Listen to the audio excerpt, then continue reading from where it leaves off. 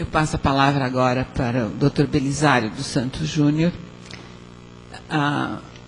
Talvez ele dispensasse maiores apresentações, não fosse o fato de que, excepcionalmente, a idade média da plateia está abaixo dos 30, então convém nós darmos algumas informações a respeito dele. Ele foi secretário de Justiça e da Defesa da Cidadania do Estado de São Paulo entre 1995 e 2000.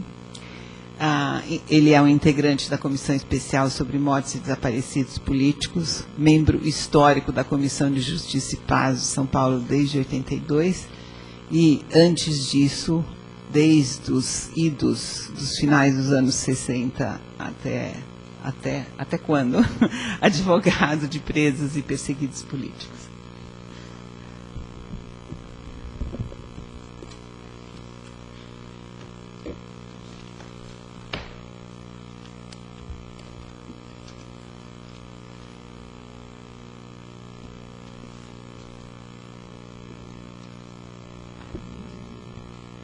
Vou ser hipócrita, dizer bom dia a todos, já falei bastante aqui, mas enfim, espero que a Nancy não tenha me descontado o tempo.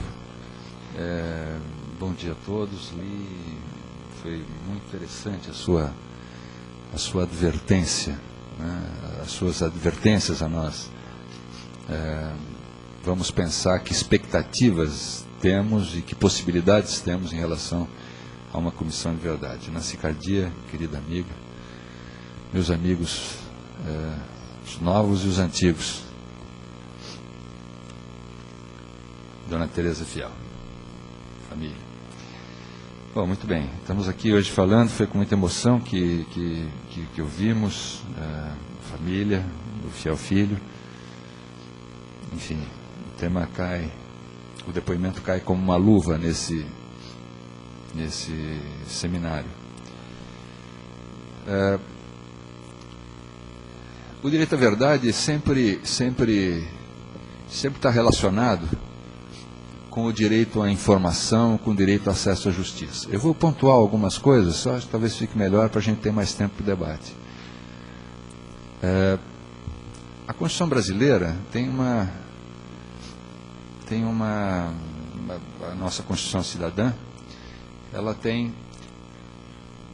uma sistemática bastante interessante, próxima de outras constituições, que é criar os direitos, enunciar os direitos e estabelecer as garantias pelas quais nós teremos acesso àqueles direitos. Então, direitos e garantias é uma forma de entender da forma pela qual se quer proteger o indivíduo, as coletividades, enfim. Então, em relação ao direito à informação, a Constituição ela é bastante interessante. Ela, quando cria o direito à informação, ela cria de uma forma bem ampla.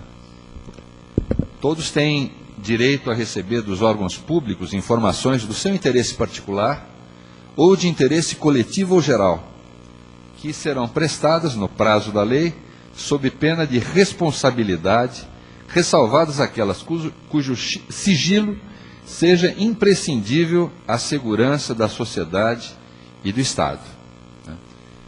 Então, esse artigo vai dar margem para a gente fazer algumas reflexões dentro do prazo que nos é assinalado. Mas quando vocês vão perguntar quais são as garantias, como é que eu exercito isso, ou seja, se o Estado me nega, como é que eu exercito isso? A Constituição tem previsão de uma garantia apenas para as informações, apenas para o caso da negativa do Estado em relação às informações de interesse particular, que é o habeas data, que integra o tema de hoje. Então, o habeas data é a forma pela qual o Estado recebe, o Estado juiz recebe a inconformação do cidadão com a negativa do Estado União, Estado Poder. E como ficam as informações de caráter coletivo ou geral? Porque o direito à verdade se compõe também de saber o que aconteceu. Vocês não têm menos direito à verdade, vocês que, muitos, que bom, que que estão aqui abaixo da faixa dos 30, que você falou. 30 é uma barreira curiosa, acima de 30 não se confia em ninguém, dizia a música. Então vocês que estão abaixo de 30 não tem menos direito de conhecer a verdade do que aconteceu nos vários períodos em que a democracia fraqueou, para dizer o mínimo, do que temos nós que vivemos aquela oportunidade e que temos, de alguma forma, algum direito, interesse individual envolvido. Né? Mas vocês não têm a garantia, né? Não há uma arma pela qual... E quando vocês veem que o Supremo Tribunal...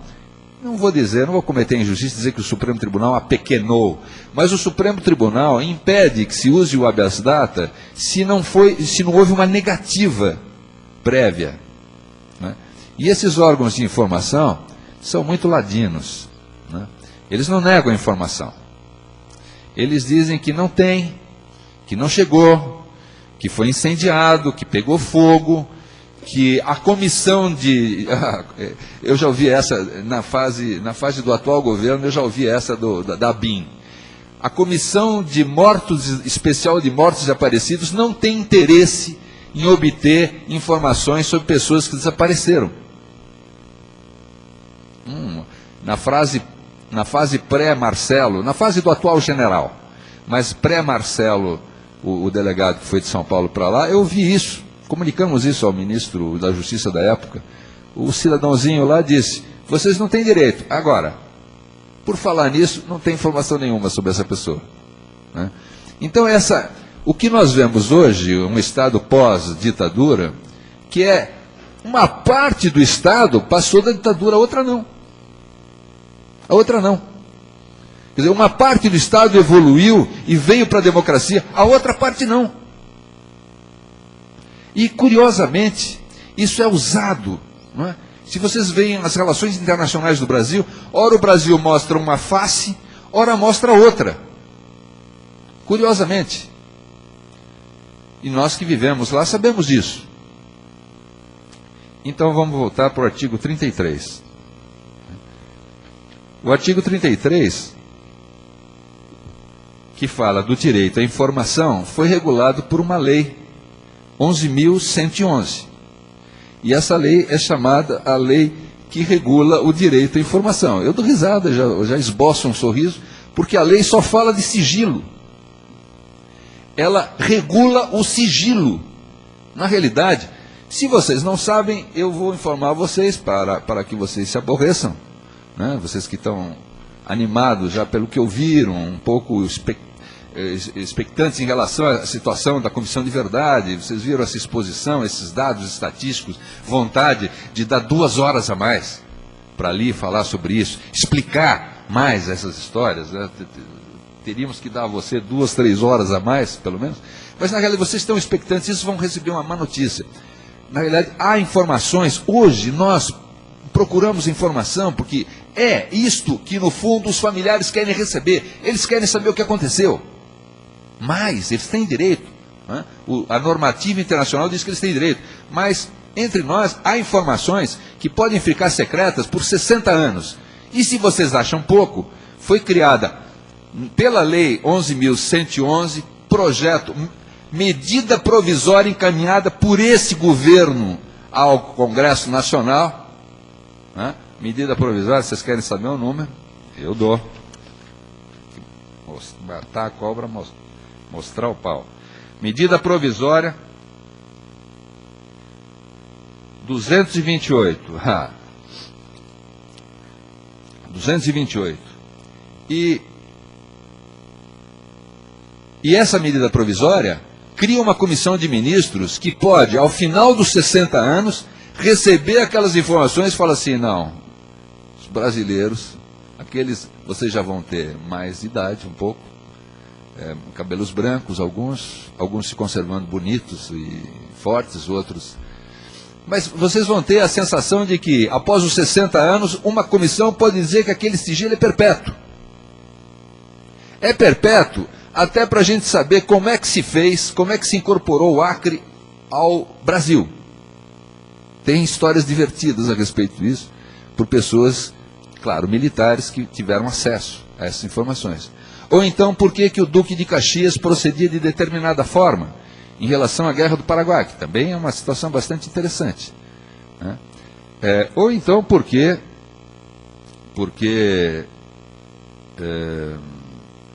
o Brasil entrou na Segunda Guerra Mundial, informações interessantíssimas para rever a história. Então hoje a gente está tentando obter informações em relação à guerrilha do Araguaia. O habeas data não é suficiente. Por que não é suficiente? Porque havia um decreto da época da ditadura que dizia que os militares com 2 testemunhas e um termo poderiam incinerar qualquer documento. Para os documentos antes de 1963, a gente sabe que existem termos de incineração, mas depois não.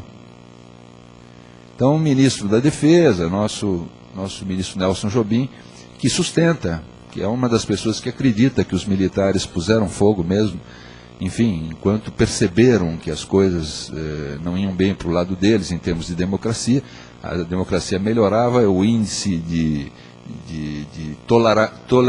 tolerância à democracia deles caía, e eles incineraram essa documentação. Mas e os termos? Cadê os termos que o decreto prevê? Agora, claro, eu não estou falando para os estudantes de direito, estou vendo alguns estudantes de direito aqui, não estou falando para vocês que sabem que decreto não revoga a Constituição. Todos temos alguma ideia a respeito disso, né? Decreto não revoga nada. Decreto regulamenta uma legislação. Então, não há legislação permitindo queima, incineração de documentos históricos. Os documentos, alguns foram efetivamente incinerados. Há provas disso, né? Há um caso conhecido numa base da aeronáutica no Recife, Salvador. Há um caso conhecido também da Polícia Federal no Paraná, que colocou, como mandaram os diversos ministros da Justiça, colocou o seu arquivo à disposição da Comissão Especial, e uma das integrantes da Comissão Especial de Mortos Desaparecidos, quando foi lá, chegou, o arquivo estava arrumadinho. Como é que foi a expressão que usou o delegado? Arrumei tudo para vocês, você subtraiu toda a prova. Mas eu penso, hoje temos o caso Fiel, eu penso o seguinte, quer dizer, nós temos que, como no caso Fiel, a gente tem que pensar em tentar atingir quem matou e tentar atingir quem acoitou, quem protegeu quem matou. Então, na realidade, se não aparecem as pessoas que incineraram, aparecem as pessoas que não processam aquelas outras. Quem foi o comandante quando isso aconteceu? Onde estão esses documentos? Né? Mas o que a gente sabe é que, na realidade, esses documentos existem. Talvez eles não estejam num lugar suscetível de resposta pelo habeas data, mas eles estão em muitos baús por aí. Né? Então, outro dia, no seminário do Rio de Janeiro, como também entre amigos, dá para a gente falar, outro dia eu dizia no seminário do Rio de Janeiro que nós somos reféns ou de ex-torturadores ou de jornalistas, que no fundo são os que recebem. O Major Curió, que anunciava desde os anos 90, em 2001 ele tem uma entrevista dizendo: eu tenho uma vasta documentação sobre isso, e um dia determinado ele entrega isso para um jornal. Nada contra o jornal, publicou suas matérias, mas tudo contra a gente entender que isso são arquivos privados, isso são arquivos públicos. Tem um general do Norte, Nordeste, cuja filha diz: olha, tirei isto do baú, ela que me deu o direito de usar a expressão baú, estava no baú do pai dela. Os documentos que foram entregues pelos setores de segurança ao Arquivo Nacional foram arquivos do SNI, da CGI e enfim, são arquivos antigos, e os que foram entregues pelas Forças Armadas são arquivos das declarações prestadas por ex-presos políticos, o que leva ao absurdo da gente ter que ouvir de um general ainda na ativa em função de poder hoje, que, olha, vocês querem revelar, mas será que as pessoas permitem? Isso, nós vamos revelar segredos de pessoas que depuseram e que acusaram outros, claro, sob tortura.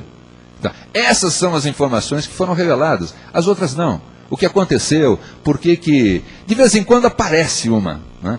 Eu era presidente da comissão de indenização por tortura em São Paulo, apareceu uma história de uma operação Tarrafa, que era um ofício de um general de exército, cujo nome eu poupo os ouvidos de vocês de ouvir, mas ele é vivo ainda, que determinava as forças do DOPS, da Polícia Federal, da Polícia Militar, que poderiam prender quaisquer pessoas, desde que prendessem aquela lista de 15 que ele enviava. Não havia motivo nenhum para a prisão. Mas quem encabeçava a lista dos 15 era Luiz Hildebrando. Para quem não se lembra, professor famoso, está no Brasil já, mas passou dirigindo o Instituto Pasteur há tantos anos, figura notável. Prendesse aqueles 15 e podiam prender quem quisesse. O nome da operação era Operação Tarrafa. E o general do Exército chamava as forças irmãs que iriam fazer aquela operação absolutamente fora do marco legal, inclusive da ditadura, chamava de organizações coatoras, quer dizer, atoras daquele projeto, mas coatoras enfim, ela cometeu um vício de linguagem, dando a entender, no fundo, que a operação se tratava de uma operação contra a lei. Então, quer dizer, eu penso o seguinte, quer dizer, nós temos, o habeas data, descartem, o habeas data serve para se dirigir à autoridade, a autoridade não vai negar, e sem a negativa vocês não chegam ao Supremo Tribunal Federal. Então, descartem o habeas data, é um remédio que precisa ser melhor usado, melhor dosado, em algumas circunstâncias específicas pode servir, mas não aqui, que não se nega a informação, e a informação some por força de uma situação que não é apurada. A gente lamenta a ausência da informação incinerada, mas não vai buscar quem incinerou essa informação, porque aí nós começaríamos a puxar quem mandou, quem não mandou, onde estão os papéis, enfim.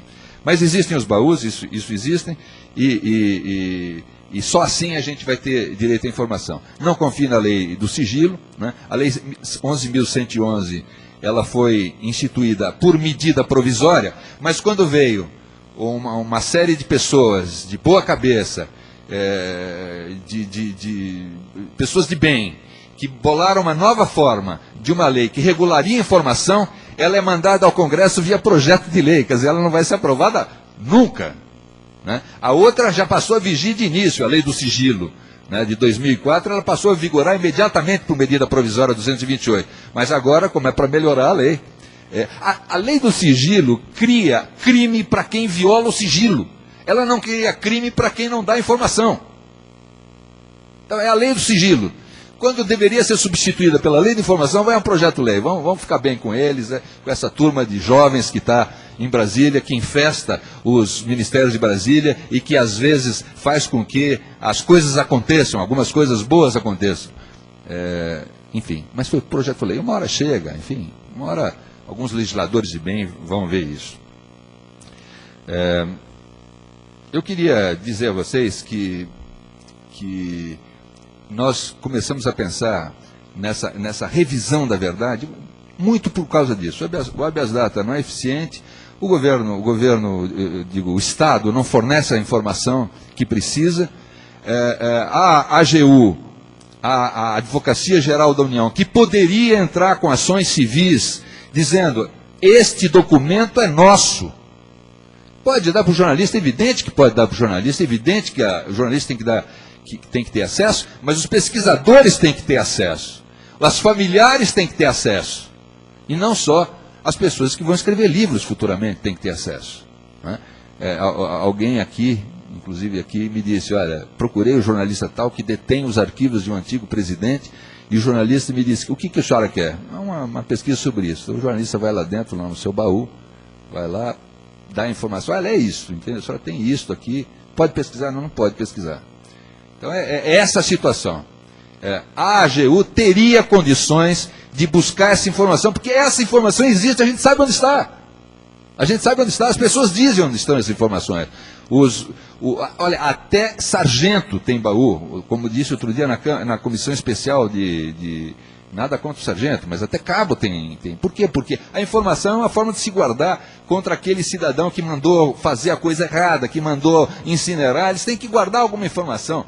Todas as pessoas que saem de cargos públicos, eu saí da secretaria, claro, eu não levei o documento, eu levei cópia do documento. Então eu tenho cópia de documentos de processos importantes. Um dia eu teria que dar satisfação ao Tribunal de Contas, já passou meu tempo, já dei todas as informações, ou ao Ministério Público, ou alguém que me perguntasse, eu tenho cópia de alguns documentos que não são confidenciais. Os confidenciais não se pode tirar cópia. Entendeu?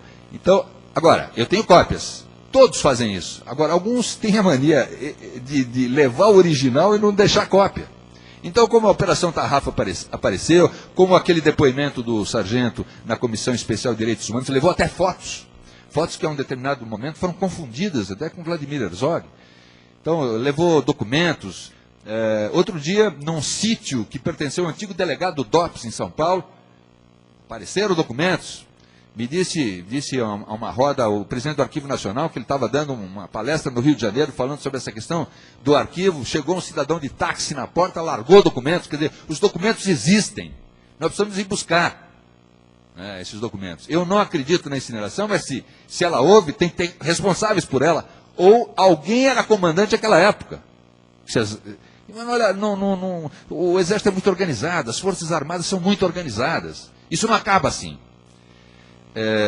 Essa tem sido, em parte, uma luta da Comissão Especial de Direitos Humanos, Comissão Especial de Mortes e Desaparecidos. Nós lutamos com alguma desigualdade, né? Por exemplo, nós passamos meses deste ano tentando obter uma autorização para submeter algumas ossadas que estão confiadas ao Estado brasileiro a exame de DNA. Nós passamos meses. De início, apenas uma entidade no Brasil. De início, os argentinos detinham essa técnica, depois uma empresa brasileira detinha essa técnica, mas essas coisas são muito rápidas. Depois outras detinham essa técnica e, finalmente, no curso do processo, a Polícia Federal passou a deter essa técnica. E nós estamos há 9 meses, não, 10, nós estamos em outubro, 10 meses tentando entender por que, existindo dentro do Estado brasileiro alguém que pode fazer isso, ainda não fez. Né? Mas há um processo, esses processos burocráticos, como vocês viram, eles são mais burocratizados ainda quando envolvem direitos humanos. Você lembra aquela história? A lei do sigilo vai com medida provisória e já passa a valer, a outra vai como projeto de lei. E também é assim quando a gente tenta obter. Eu brinquei outro dia com o ministro Nelson Jobim e disse a ele que o que a comissão que está tratando, com recursos das Forças Armadas, está tratando de obter novos achados no Araguaia. O que ela gasta por dia nós não tivemos em 6 anos de Comissão Especial de Direitos Humanos.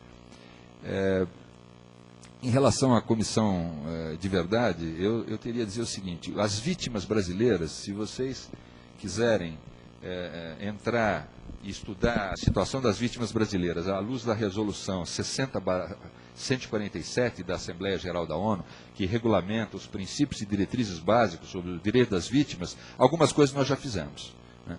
Nós já indenizamos, pelo menos indenizamos tortura, indenizamos simbolicamente mortes, o Poder Judiciário tem aceito alguns processos, os recursos são intermináveis, a AGU recorre sempre, a gente sabe disso, mas, de certa forma, essa questão das indenizações caminha. A Comissão de Anistia,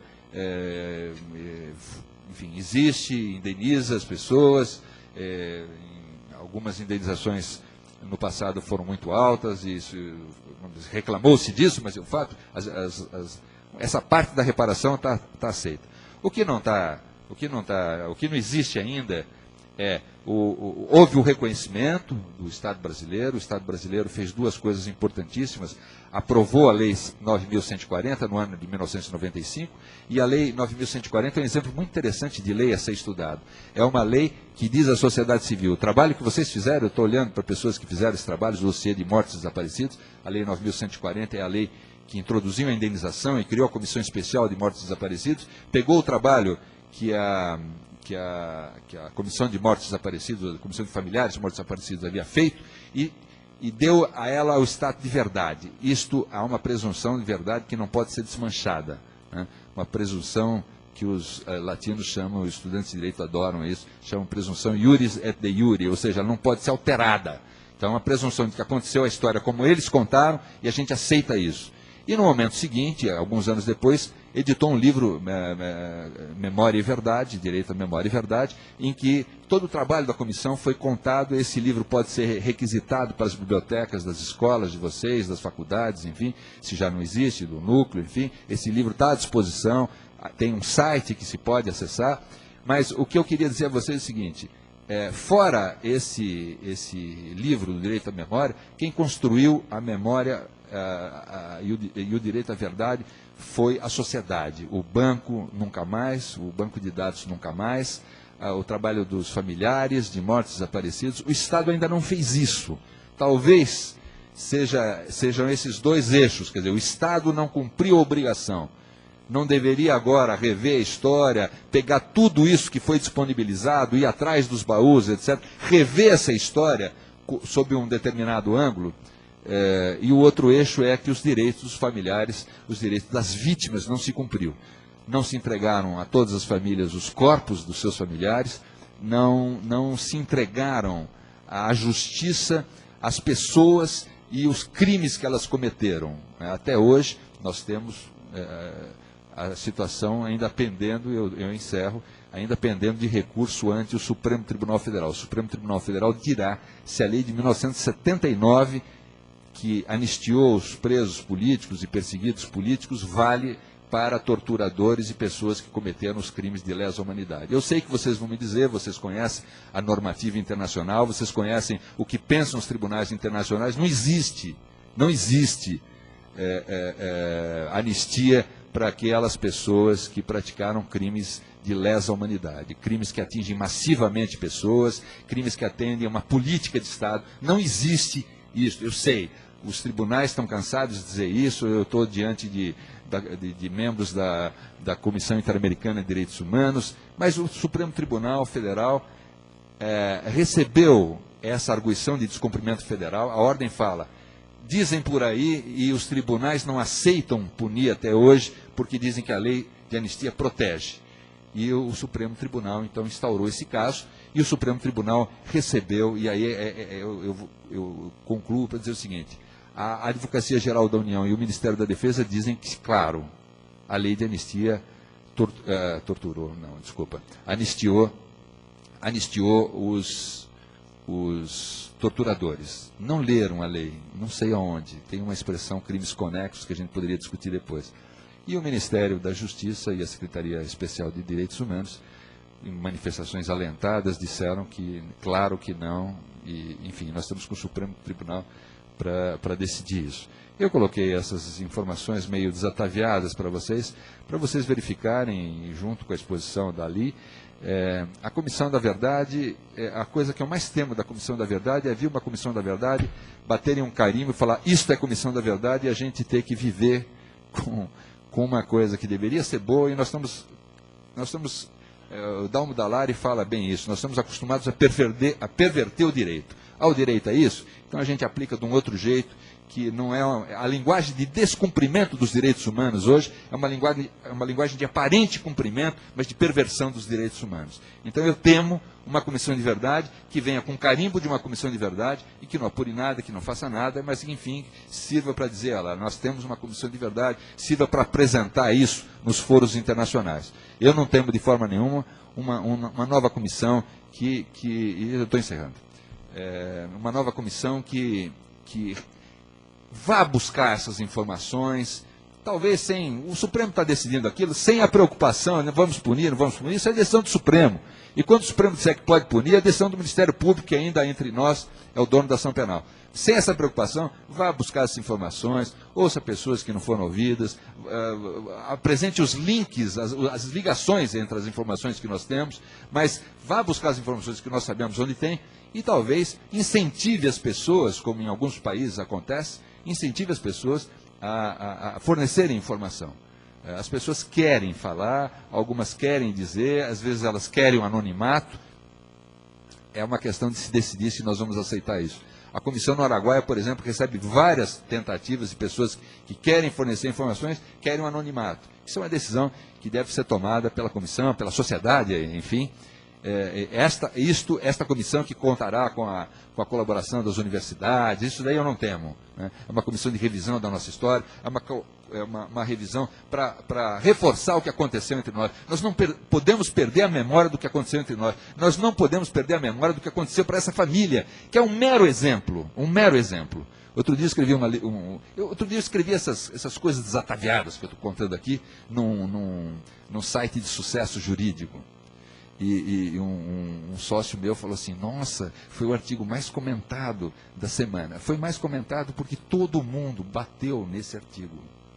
Porque todos os jovens disseram, isso não aconteceu, essa anistia já foi dada, a anistia foi para os dois lados, pessoas que sequer pegaram um dia na lei de anistia. Não, isso foi para os dois lados, o cidadão quer voltar para o passado. Eu não quero voltar para o passado, mas eu quero que a gente não esqueça o passado, porque senão a gente não consegue viver, a gente não consegue aprender essas lições que deve vir do passado. Né? Minimamente, nós temos que voltar ao passado para aprender aquelas lições e não cometer os mesmos erros. Isso que eu espero que vocês, muito mais jovens que eu, façam com a vida de vocês. Usem a vida de vocês para obter a verdade. O que nós vamos fazer com a verdade, se vamos processar ou não, o Supremo vai dizer, o Ministério Público vai dizer, mas obter a verdade. Nós temos o direito de saber disso. Entendeu? E os familiares mais do que nós, que sofreram mais do que nós, têm, se a gente pudesse dizer isso, têm primazia de obter essas informações e saber o que aconteceu, porque as consequências concretas eles sofreram na pele. Muito obrigado.